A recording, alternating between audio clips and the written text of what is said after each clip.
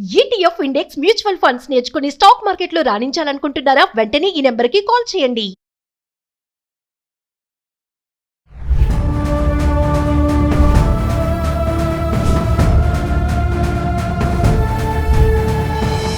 Hi hello నమస్తే, welcome back to Suman TV. ప్రస్తుతం మనతో పాటు ఉన్నారు పబ్లిక్ స్పీకర్ రజనీ రమ్మ గారు. మేడంతో మాట్లాడదాం. నమస్తే మ్యామ్. నమస్తే నవీన.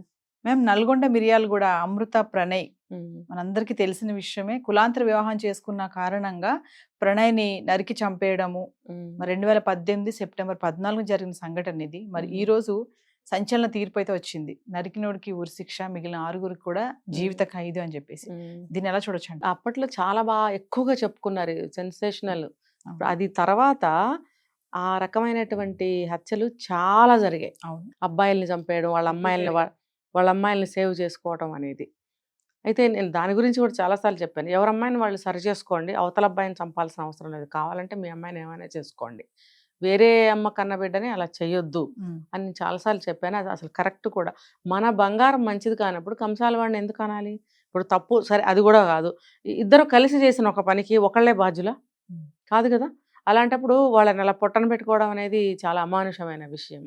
సరే, అయింది, జరిగింది, ఏది జరిపోయింది. ఇందులో కన్న తండ్రే హృదయం లేకుండా, మానవత్వం అనేది లేకుండా ప్రెగ్నెంట్ అమ్మాయి అప్పటికి, అది కూడా చూడకుండా పుట్టిన బిడ్డకి తండ్రి ఉండడు. మా అమ్మాయి ఎంత గాఢంగా ఎంత ప్రేమగా ప్రేమించిన అబ్బాయిని నేను ఇప్పుడు తీసేయబోతున్నాను, మా అమ్మాయి ఉండగలదా అని ఆలోచన చేయలేదు. తర్వాత రియలైజ్ అయ్యి ఏం చేశాడు? ఆత్మహత్య చేసుకున్నాడు. అంటే అదేదో నీకు ముందుంటే బాగుండేదిగా. నువ్వు ఎంత డబ్బు నష్టపోయావు, ఎన్నో డబ్బులు ఇచ్చి మనుషుల్ని సుపారీ ఇచ్చి పిలిపించావు, నీ కళ్ళ ముందే నువ్వు చంపించావు. ఇప్పుడు నీ కళ్ళ ముందు నీ భార్యని కానీ, నీ భార్య కళ్ళ ముందు నిన్ను కానీ అలా ఎవరన్నా చంపితే ఎలా ఉంటుంది? మరి ఆ అమ్మాయి కూడా నిజంగా చాలా ఇష్టంగా ప్రేమించిన అమ్మాయి, ప్రెగ్నెంట్ కూడా అయింది. ఆ అమ్మాయి కళ్ళల్లో ఉండిపోతుంది కదా ఆ సీన్లన్నీ. అసలు నిన్ను ఎప్పటికైనా క్షమించగలదా? అది అంత పెద్దవాడు వేయండి, నువ్వు ఎందుకు ఆలోచించలేదు? అప్పుడు ఆలోచించకుండా చేసిన దానికి పర్యవసానం పశ్చాత్తాపం. ఓకే, భగవంతుడు పశ్చాత్తాపం కలిగించాడు. ఇలా దిక్కులేని చావు తావకుండా తనకు తానే ఆత్మహత్య చేసుకున్నాడు. మిగిలిన వాళ్ళకి మరి చట్టం ఊరుకోదు కదా. ఇప్పుడు ఇన్ని సంవత్సరాలు వాళ్ళని కూర్చోబెట్టి మేపి సుఖంగా ఉంచి, ఇప్పుడు కూడా కొంతమందిని యావజ్జీవ కారాగార శిక్ష అని చెప్పి 6గురికేమో లైఫ్ ఇంప్రిజన్మెంట్ వేశారు. ఒక అతనికి నరికిన వాడికి మాత్రం ఉరి శిక్ష. అంటే వీళ్ళందరూ కూడా సహాయం చేశారు కదా. మరి వాళ్ళని తప్పించి ఒక నరికాడు అన్న నెపం మీద ఒక్కడికే ఉరిశిక్ష అనేది వేశారు. సరే, వేస్తే ఇప్పుడు ఏమవుతుంది? మిగతా వాళ్ళందరూ హాయిగా కూర్చుంటారు. ఏముంది వాళ్ళకి? మహా అయితే పని చెప్తారు, జైల్లో కూర్చోబెట్టి హాయిగా నడిచిపోతుంది వాళ్ళకి. కాకపోతే ఏంటంటే వాళ్ళకి ఎవరు కూడా ఫ్యామిలీ మెంబర్స్ కూడా రాకుండా, వాళ్ళు ఎవరిని కలవకుండా స్ట్రిక్ట్గా పెట్టారు కండిషన్స్ అనేవి. ఇంకా వాడు నా అనే వాళ్ళ మొహం చూసే అవకాశమే ఉండదు. ఆ జైల్లో వాళ్ళు చెప్పిన పనులేవో చేసుకుంటూ అలా ఉండాల్సి. కానీ ఇలాంటి వాళ్ళని తిహార్ జైల్లోనే పెట్టాలి, అక్కడ కొంచెం కఠినంగా ఉంటారు. మిగతా మన ఇక్కడిక్కడ జైళ్ళు అంటే తెలియదు ఏముంది, అందరికీ నడుస్తూ ఉంటాయి. ఇప్పుడు తనకు ఉరిశిక్ష కూడా తిహార్ జైలు నిర్ణయించారు. తిహార్ జైలు అనేది చాలా పెద్దది. కరడుగట్టిన పెద్ద పెద్ద నేరస్తుల్ని అక్కడికి తీసుకెళ్ళి ఉంచడం కానీ, ఇలా ఉరిశిక్షలు అక్కడ అమలు చేయడం కానీ జరుగుతాయి. అది ఎందుకంటే ఫ్రీక్వెంట్గా అంటే నా ఉద్దేశంలో ఇలాంటివన్నీ కూడా అక్కడ జరుగుతాయి. అక్కడ సిస్టమ్స్ కూడా కరెక్ట్గా ఉంటాయి. కొన్ని చోట ఫెయిల్ అవుతాయి కదా, అలాంటిది అక్కడ ఉండదు. ఎక్విప్మెంట్స్ అనేవి అప్డేట్లో ఉంచుతారు. ఎందుకంటే ఎక్కడ ఏది జరిగినా తిహార్ జైలుకి తీసుకురావడం అనేది జరుగుతుంది కాబట్టి పెద్ద పెద్ద కేసులు అవన్నీ ఎప్పుడు కూడా అప్డేట్లో ఉంచుతారు అక్కడ.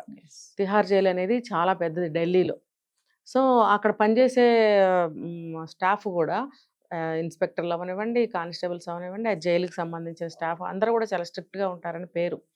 సో ఇతనికి ఫెయిల్ అవ్వకుండా అక్కడికి తీసుకెళ్ళి ఉరి అమలు చేయాలని తీర్పు కూడా ఇచ్చారని చెప్తున్నారు. అంటే ఈ తీర్పుని మిగతా జనాలు మేడం, మీరు అన్నారు కదా ఆ సంఘటన తర్వాత 2018 తర్వాత అలాంటి చాలా జరిగాయి. పరువు హత్యలు, అమ్మాయిని సేవ్ చేసుకుంటున్నారు, అబ్బాయిని అవాయిడ్ చేయాలి, ఇంకా మర్డరే స్కెచ్ వేసి చంపించేస్తున్నారు. ఘటనలు కూడా మనం చాలా చూసాం, మాట్లాడుకున్నాం కూడా. మరి ఈ తీర్పు నుంచి ఏం తెలుసుకుంటారంటారు? వెనకాల వాళ్ళు వస్తారు క్యూ. ఒకవేళ అది ఇలాగే నిరూపణ అయితే కనుక వాళ్ళకు కూడా ఇవే శిక్షలు వేస్తామని చెప్తున్నారు, వేస్తారు ఖచ్చితంగా. దీనికి నన్ను అడిగితే ఈ సెక్షన్ కూడా సపరేట్గా చేస్తే కూడా బాగుంటుంది. ఎందుకంటే ఒక్కొక్క నేరం ఒక్కొక్క స్టైల్లో ఉంటుంది. కాబట్టి దానికి సపరేట్ సెక్షన్స్ కూడా పెడితే బాగుంటుంది వీళ్ళకి. ఇప్పుడు రేప్ చేసిన వాళ్ళకి ఏదో ఎన్ని సంవత్సరాల శిక్ష, ఎన్ని సంవత్సరాలు ఇది, ఇంకొక పర్టికులర్ కండిషన్స్లో ఉరి ఇలా అంటున్నారు కదా.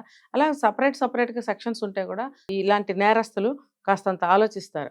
అసలు నన్ను అడిగితే ఇప్పుడు ఈ మారుతీరావు అన్న ఆయన ఈ హత్య చేయించిన వాళ్ళు ఒరిస్సా నుంచో బీహార్ నుంచో తెప్పించాడు.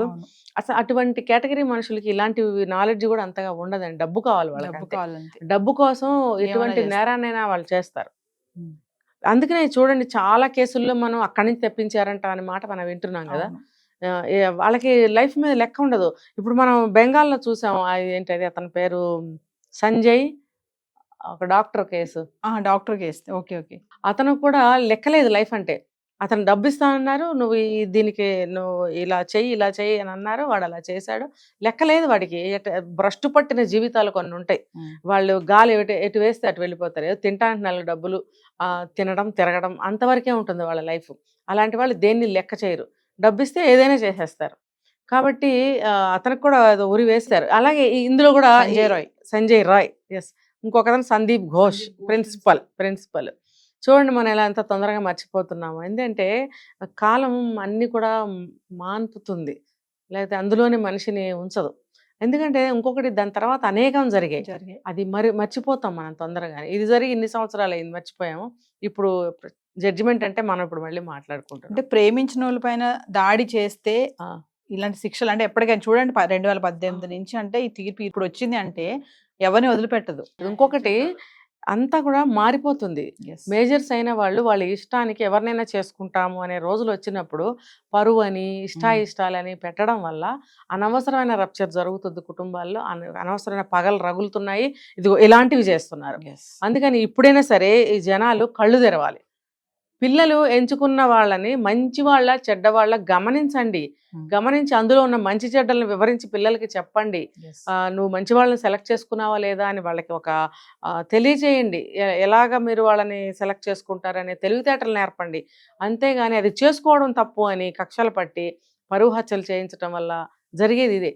చేయించిన వాళ్ళకు కూడా శిక్ష పడుతుంది. ఇప్పుడు ఆయన అమృత ఫాదర్ ఎవరైతే మారుతీరావు ఉన్నారో ఆయన బ్రతుకుంటే ఆయనకి చాలా కఠినమైన శిక్ష పడుండేది కదా. ఆయన అవన్నీ ఊహించి ఆయన వెళ్ళిపోయాడు.